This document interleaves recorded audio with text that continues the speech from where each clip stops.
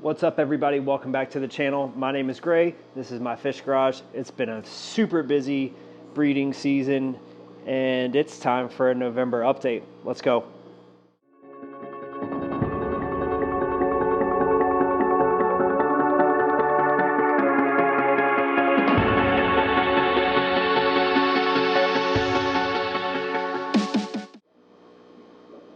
All right, everybody, we're going to start here. This was the start of my most recent video.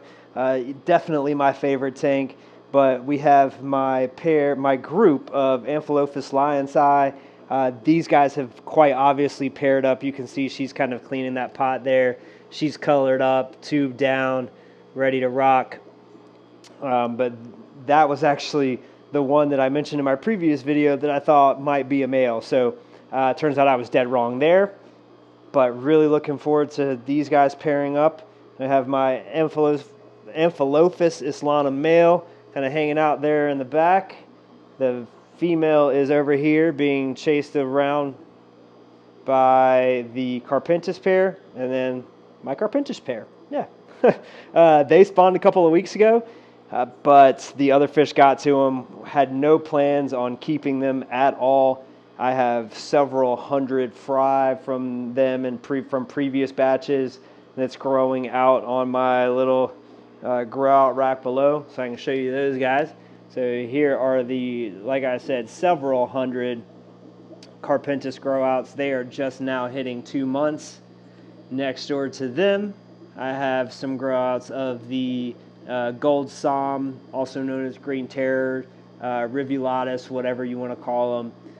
They are growing out down here. They're about 3 months. And then there's also 5 or 6 Jaguar fry in there that I've just kind of popped in with them. The Jaguars were from the first spawn that my pair did, where they had very few make it to wiggler stage, very few fertilized eggs. So wanted to keep them in case it was a while before they spawned again, but they didn't make me wait long. We'll see a ton of their fry here in just a little bit. We'll move over next door to them. These are just some Blue Star Endlers. I know that's not really what I do here, so I'm not going to spend a lot of time on those guys, but you talk about something that breeds like crazy. And if you are interested in breeding for profit, these guys are super easy. They do have some value. They breed, like I said, they breed like crazy, and you can just keep growing them up, sell them as trios, you know, 10, 15 bucks a pop. And then next door to them, you're not going to really be able to see much, but I do have some fry from my Parachromis multifasciatus pair. They spawned for the first time in a while. I had purposefully tried to get them to stop. So, you know, they did, obviously. But now that they are right back at it. So that is 1, 2, 3, 4 species so far that are definitely going to be available come spring. Hope to add the lion side to that as well. As you can see, he's got a little something going on in his tail there from a little bit of a wound, but they are actively cleaning that pot. So those guys are going to get ready to go here pretty soon, I hope. Probably the last one of the season, as we are heading into winter and the breeding slows down considerably for several reasons. Obviously, my channel is called The Fish Garage. I'm in a garage. It's not heated. I don't have access to hot water very easily out here, so water changes do cool things down quite a bit in the tank, so that is definitely not ideal when it comes to breeding. So we'll pop next door. This is my group of red spot severum, my Growouts from my previous female, one of the very first cichlids that I ever had, my buddy Anthony Romano. I moved her on to him whenever her male randomly died, and he was kind enough to let me have some of her fry. So really awesome looking male there. Another great looking male here. So a couple of females, and then just in with some corridor stirbi. Definitely my favorite corridors. I'm not a huge Cory guy, but those guys are awesome. Down here we have my Gelitochromis marleri, some Lake Tanganyikans, rock dwellers. sorry about my tank. Not my strong suit, but as you can see, I've enlisted some help from some little blue-eye lemon bristlenose plecos. But I really dig this fish a lot. They're super cool, really fun to watch them kind of go in and out of the rock work there. I just really struggle with Tanganyikan tanks with the algae. It's just out of control. I'm assuming it has something to do with the aragonite sand, and I probably need to get some kind of filter, thing to pull out the silica, but we'll deal with that another day. These guys are pretty much just a fun little project that I like keeping. They've grown a lot, so they're fun. I think I'm going to upgrade them into this 40 right next door,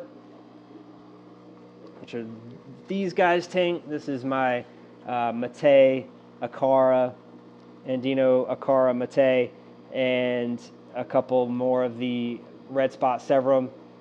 It's mostly, I'm pretty sure all of my Mate are males, so not really going to do much for me in terms of spawning and things like that. They are cool, but I'm just kind of running out of room here. We have the male, blue-eyed lemon bristlenose pleco. The female is on the underside of that wood, and then I have another male over here. So these guys spawn a lot. They provide a lot of fry. Really beautiful bristlenose pleco. Really enjoy them a lot. Sorry, shoddy camera work from your boy. And then right above them, probably one of my favorite groups, and you guys have seen me post about these quite a bit. These are my Thck Maculipennis, my group, and they are officially a breeding group. As you can see, that female there is in breeding dress, and there are a handful of little wigglers down there. There's not very many because I've pulled the rest. This male here in the forefront has spawned with 2 of the females in this group. I think this is I have 7 total. I think it's 2 males and 5 females. The females have a pretty significant black splotch on their dorsal fin, whereas the males do not. But one of the guys I suspect to be a male, has a little hint, but it's not as prominent. So I think it's a male. I think that guy there, pretty sure that's a male, and when the rest are female, but he is the only one spawning.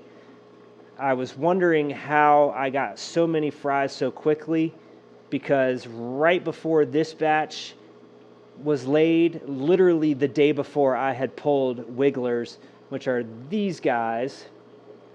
I had pulled them out literally the day before that batch was laid. So I went back and looked at some of the footage and some of the photos that I had taken of the first batch, because I was so excited. I've been waiting for these guys for about a year, waiting for them to spawn.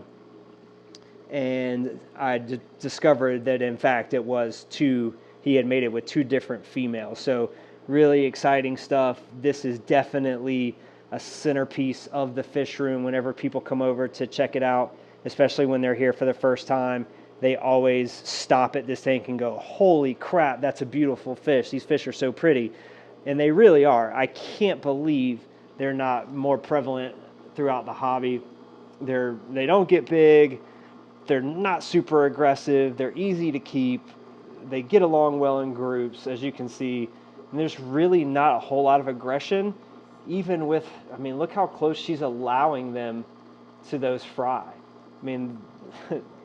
That's really super close. You would never see some of these other guys let another fish even remotely close to, their brand new fry. So really great fish.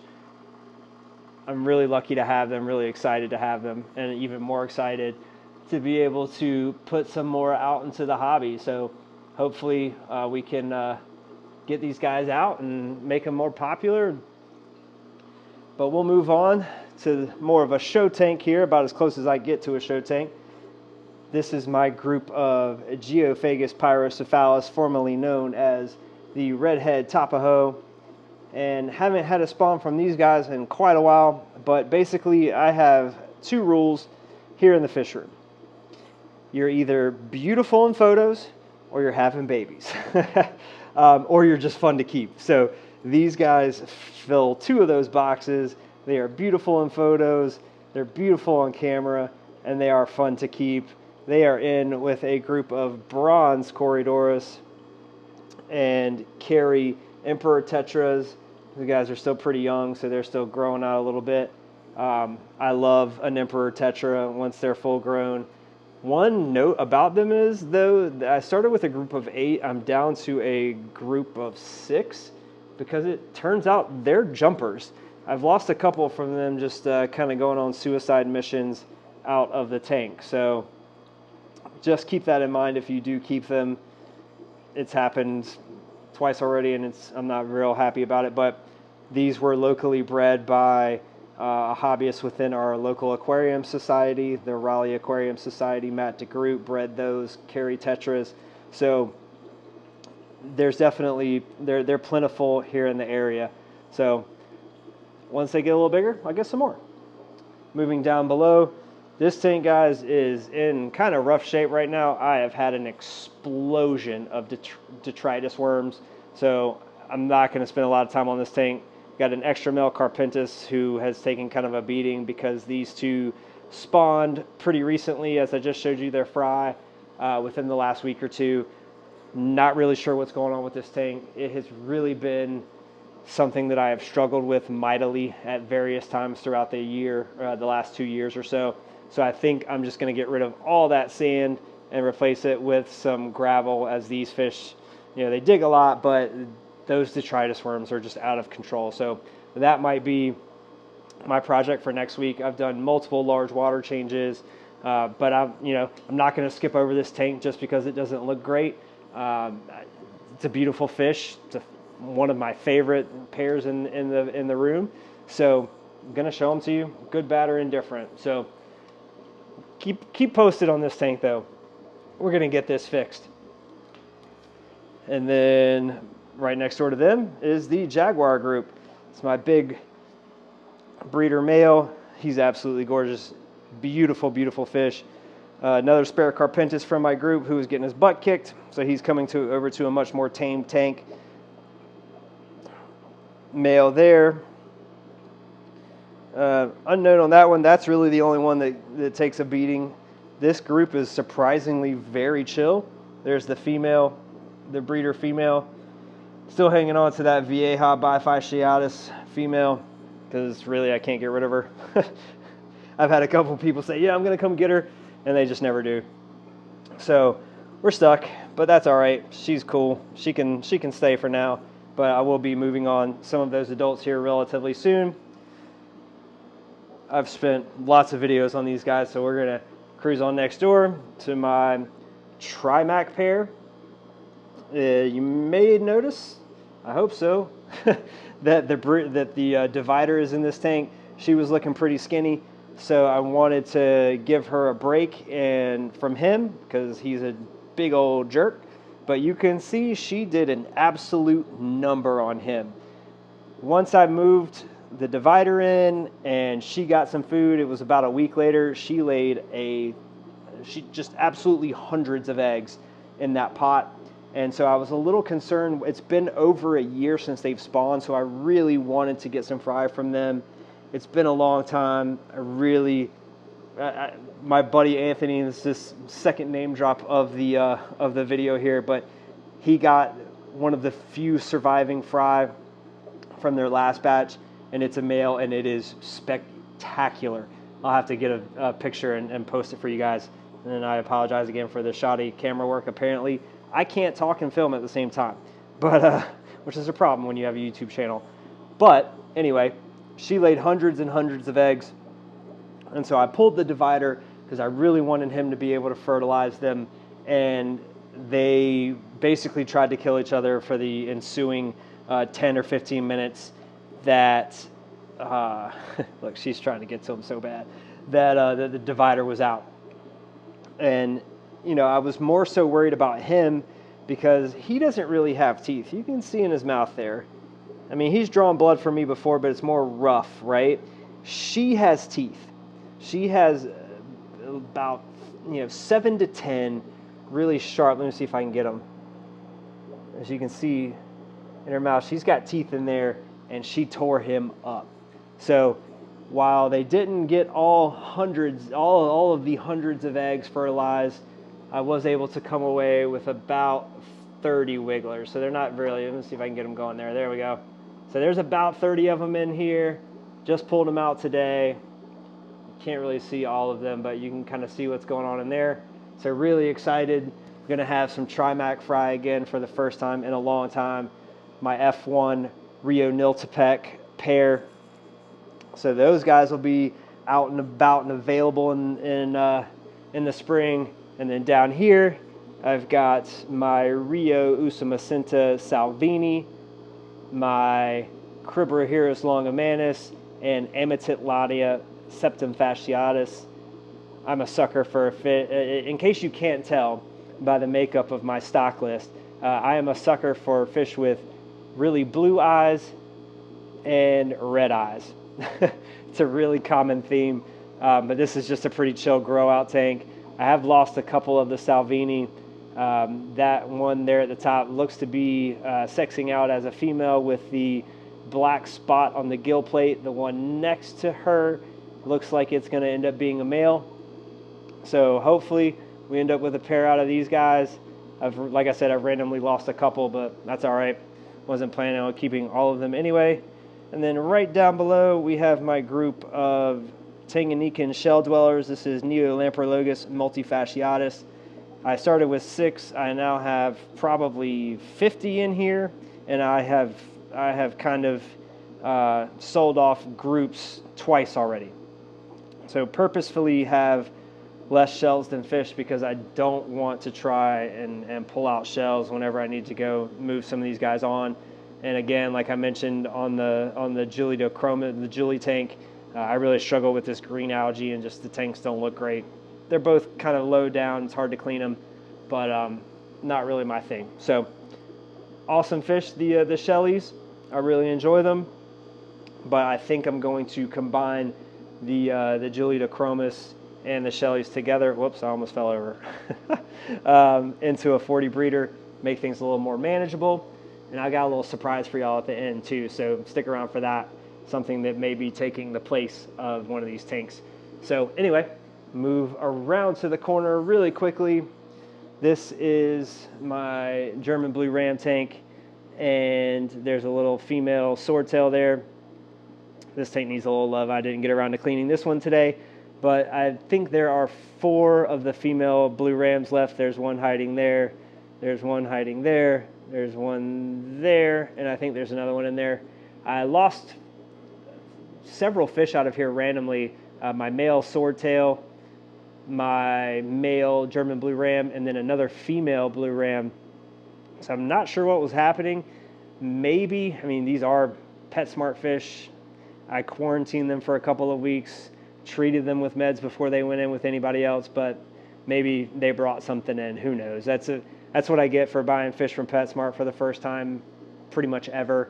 And then you can see I've got some little of the bristlenose, the blue-eyed lemon bristlenose. Man, that eats me up every time I have to say it. But there's a couple of them munching away on some algae in there. We'll drop down. Even more of the fish that I can't seem to pronounce today. More of the bristlenose pleco growouts. And then literally hundreds of fry. These are my Jags. This is fry from my Jag pair, and there is a ton of them. So we are at Trimac, Jaguar, Carpentis, Green Terror, Gold Som, whatever. What else? Blue Star Endler, Parachromis multifasciatus, Thck Maculipennis. I'll put all that on the screen, but that's all going to be available in the spring. The stock list is going to be amazing. I'm super excited. This is the first time that I've really put a hard focus on the breeding side of things and just raising lots of different species of fry. And it's been a really successful summer, and so I'm really happy about it. Really successful breeding season, and can't wait to share some of these fish with you guys in the hobby. And now, like I said, I have a surprise for you guys. Hang tight. So your boy got a saltwater tank. So just a little fish only with live rock that someone gave me. Actually a friend and subscriber named Brandon, awesome guy. It was really cool hanging out with him. Got to show him around the fish room a little bit. But he passed this on to me. This is a Gulf killifish. Not sure. The stock's definitely not going to stay this way. Thinking I'm going to go with the starter pack fresh or saltwater stocking of clownfish and gobies and pistol shrimp and that kind of thing. But really neat. I've had a really good time watching him and kind of learning more about saltwater. There's some blue-legged hermit crabs in here, a couple of snails. So lots of fun. And I look forward to kind of learning more about this and experiencing saltwater a little bit. Need to clean it up, but it's a little scary, but we'll figure it out. So anyway, thanks so much for checking it out, guys. If you enjoyed the video, please subscribe and hit the thumbs up button, and we'll see you next time.